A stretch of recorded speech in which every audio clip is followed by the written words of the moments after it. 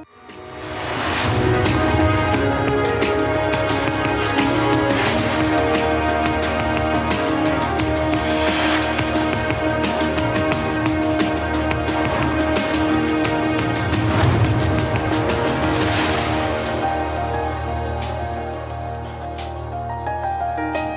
morning. You're watching the morning show here on Arise News. I am Ndi Amuko.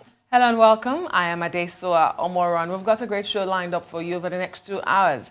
So we just urge you to sit back and let's kickstart your day because the morning show begins right now. Welcome back to the morning show here on Arise News. In a series of tweets last night, Nigeria's Vice President Professor Yemi Osinbajo apologized to Nigerians, admitting that the federal government could have moved faster in addressing the demands of the #EndSARS protesters. He noted that far too many people have been brutalized at the hands of the police, and the government must take responsibility for protecting young people, even sometimes from those who are paid to protect them. Through the tweet, he further stated the action the federal government has kick-started to end police brutality, one of which is the National Economic Council meeting, directing the governors to establish judicial panels to investigate alleged police brutality. For joining us now to weigh in on this and how the youth can ensure this doesn't become a lip service commitment, but one that leads to change and laws enacted to protect the Nigerian people, is public policy consultant and former member of the House of Representatives, Dayo Alebiosu. Good morning, and thank you for joining us on the morning show. Good morning. Thank you for having me. First, let me begin by asking you, how would you describe what is playing out in the country with the EndSARS protest? Well, I'm quite glad, I'm quite happy that eventually the young people decided to rise up and put a stop to this. Police brutality didn't only just start in the last couple of months or couple of years. It's been something that's always been there. I mean, it's something that's always had to do with the use of force, power, and so on. So I'm certainly very, very happy that there's a collective decision amongst the young people to rise up and put a to put a lasting stop to the menace of police brutality. All right, Dayo, in 2015, 2017, 2018, and 19, proclamations like dissolving the SARS had been made, but there was no change in what one could call concrete terms. The untoward activities of the SARS continue. Now the same declarations have been made this time round. What is the difference this time around? I think the difference is just a case of enough is enough. A major thing that's always happened is in the past, even beyond 2017, now we're talking about police brutality, not just SARS. We're talking about police brutality in its entirety. People had always spoken up, but not much was done. It's always been we've always had cases of reform, but the reform has always come from the Inspector General of Police. And when you take a look at things, you'd find out that, for example, in the last 20 years, we've had about 11 Inspectors General of Police, which means that most of them have spent an average of about 2 years each, except for one or two of them that a couple that spent a year and a half or a year and a few months, and a couple also who spent 2 years and a few months as well. Now, every time there's a new IG, it's a case of a new sheriff in town. They come up with new policies, and it changes from the previous ones. And I'm quite happy that eventually the NBA is speaking up. The National Assembly is also talking about working with the NBA and the Nigerian Human Rights Commission. I'm also happy that the young people are pushing harder to make sure that there's a lasting solution. Now, what happens is when the reform comes from the inspectors or the Inspector General of Police, every time there's a new sheriff in town, he changes the whole thing. But when it has the force of law, which means it has parliamentary backing, which means it means that you can't just change at will until you go back to the National Assembly and go through having it done as a bill. So I think they're actually in the right direction right now. You were once a federal lawmaker, and you have acknowledged that these are not new demands that we are seeing. Why has this not taken place before now? What did you do when you heard of these demands from your constituents? Did you make any move? Why really is it difficult to have an efficient and effective policing backed by law, like you've said?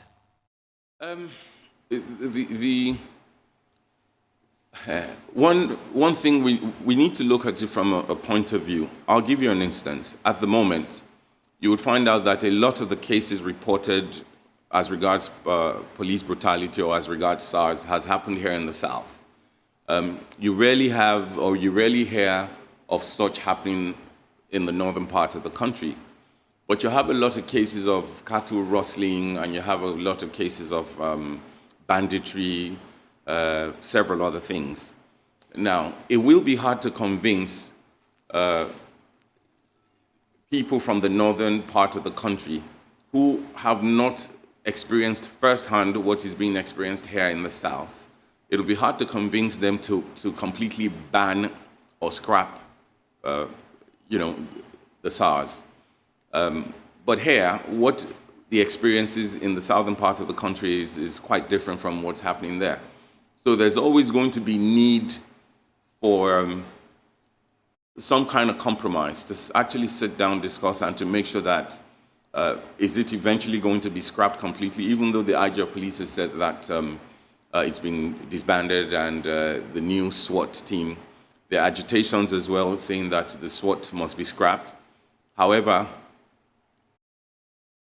there is always going to be crime. There's always going to be robberies. There would be very serious violent crimes, and there has to be a unit that would be able to stand up to it. So I think the time is now. I listened to the Vice President this morning apologize on behalf of the federal government. I think the apology should come from the entire Nigerian government in its entirety. And I applaud that. It shows that eventually people are listening. It shows that the entire country is listening. And I think this is a great start in moving forward. All right. Dayo, you've raised an issue that I will come to, the question of the Northern Governor's stance, but I hope time will allow us, I will get there. But I'm sure you had followed these events as they played out. First, the protesters wanted SARS dissolved. It was done. Second, they made 5 demands. Government acceded. The NEC followed it up with the latest concessions directing states to negotiate with the protesters, establish judicial panels to investigate alleged police brutality. The very recent one, Governor Sanwo-Olu says the policemen have been identified and are facing orderly room trials. 4 of them, he mentioned their names. Now, raise funds to compensate victims of the dissolved SARS. Yet, Dayo, the protesters have continued. Why does there seem to be a disconnect? Well, like I said earlier, we'd heard of several reforms. And I think it's just a case of a little bit of impatience, a little bit of distrust, and a bit of this and that is actually what I believe is responsible for it. However, for example, the compensation will not happen immediately because there has to be budgetary allocations and things like that. Yeah, the governor said that. Fantastic. I like the fact that at the moment there's a process to success.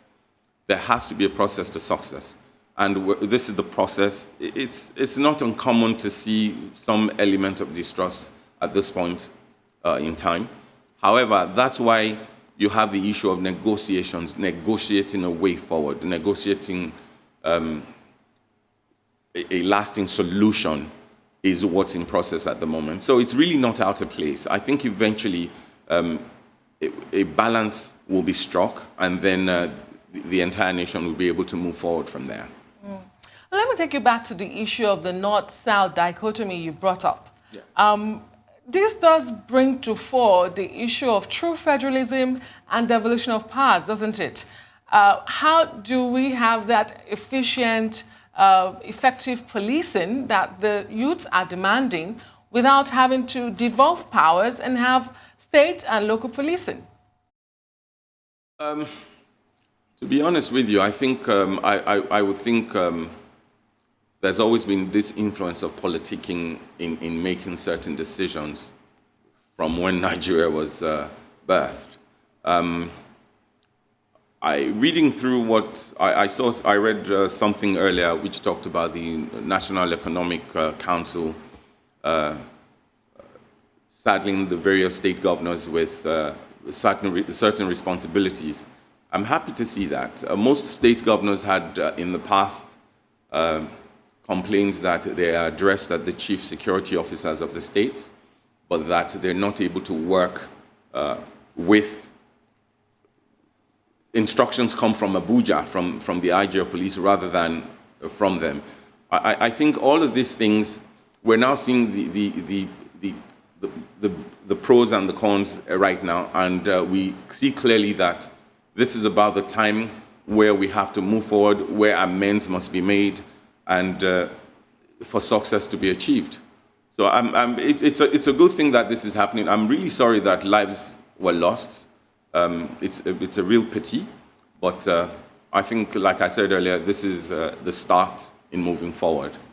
All right, let me continue along that line. The issue you raised about the divide. Well, the northern governors say they need SARS, Correct. but a reformed SARS because of their peculiar situation, which nobody can argue, really. They do have a peculiar situation. As SARS has helped them tremendously. What's your take? I mean, this has been overtaken by events in a way because SARS has been dissolved, but they seem to be raising an important issue. What's your take on the governor's stance concerning their peculiar situation? No matter what the case is, we have to move forward as a nation and as a people. A new outfit has been put in place. We have identified certain problems, and this has given opportunity. I mean, when you look at the demands that are being made, what are the demands? They've been clearly stated. They expect the police officers to work in a certain way. As a matter of fact, if you ask me, I would say that monitoring them is very important. Yeah. And the reason why they've been able to get away with murder is the lack of effective monitoring. Across the world, police officers who carry arms or who bear arms right now will not go out on the streets without a body cam, which is used in keeping them accountable. Is this one of the things we can include? Because we really have to sort out, I mean, they're Nigerians, that part of the country is part of Nigeria as well. And they're also citizens of Nigeria. This part of the country is part of Nigeria, and we're also citizens of Nigeria. So there has to be a balance. We have to reach a compromise. There has to be a compromise. There has to be a balance where they're very well protected, where we're, to be candid, of all the things, the insurgency and all sorts of things, banditry, a lot of lives are being lost there as well. We have to strike a balance to make sure that we have an effective police organization.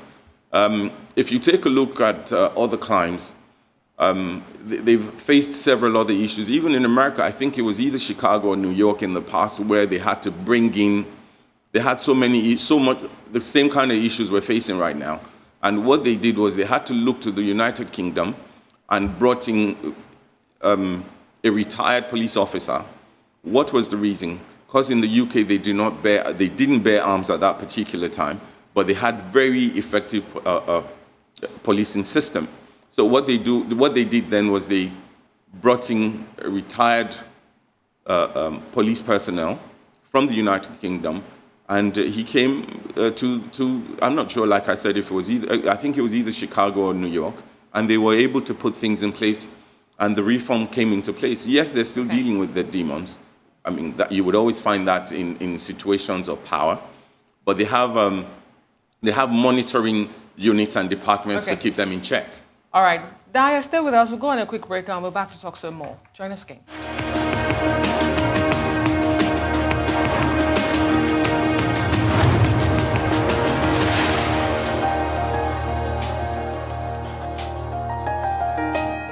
Glad to have you back. You're still watching the morning show here on the Rise News. And we still have with us a public policy consultant and former member of the House of Representatives, Dayo Alebiosu. Thank you so much for staying with us, Dayo. Thank you. Now, the protesters describe the concessions made so far by the government as hollowed victory.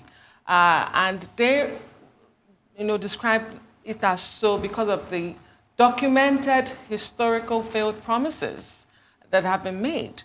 How do you advise the federal government to go ahead in these negotiations, in these promises, to get the protesters off the streets? I think it's important to be very, very open. A lot of things seem, I'm not saying that's the case, but a lot of things seem to have been done in the past in secrecy. But now, going by the fact that they're refusing to stay off the streets, it's important to make sure that the people are very well informed. It's important, I like what the governor of Lagos State had done when he started to name names.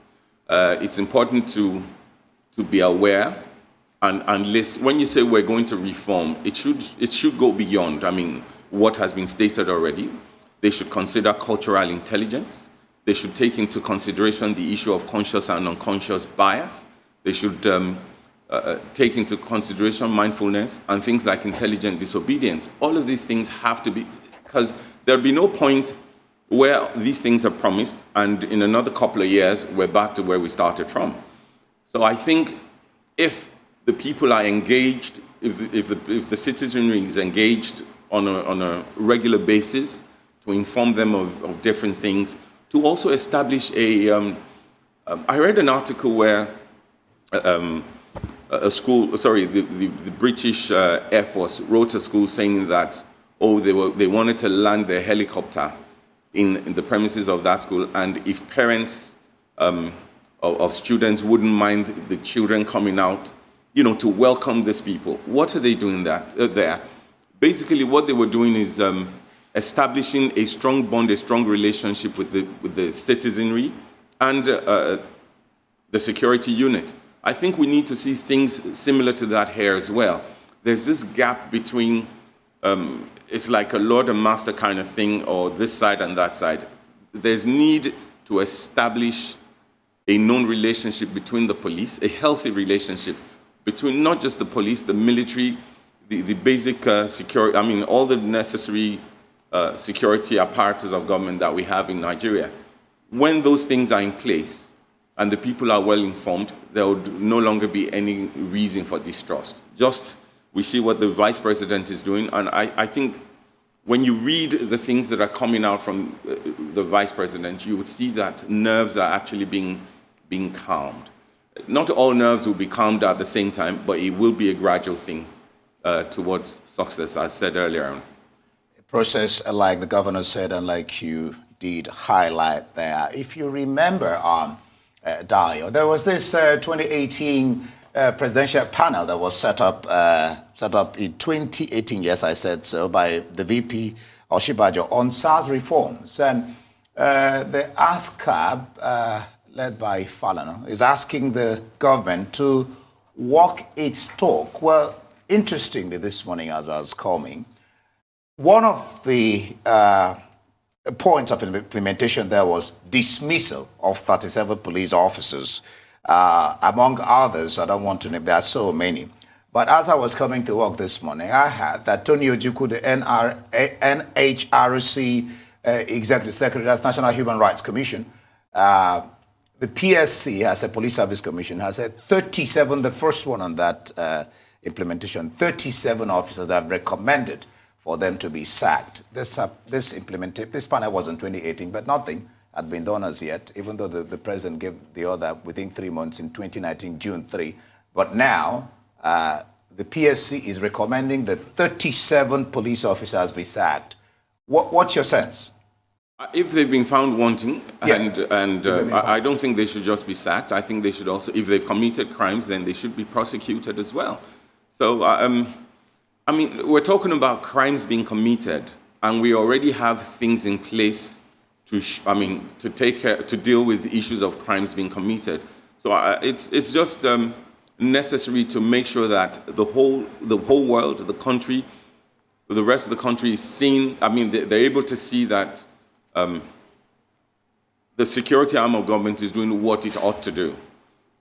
You know, when there's a crime, who do you call? The police. So when crimes are committed from within the police, it's actually the police who should prosecute and celebrate. You know, put those things out there to say, listen, you're now looking at a new Nigerian police.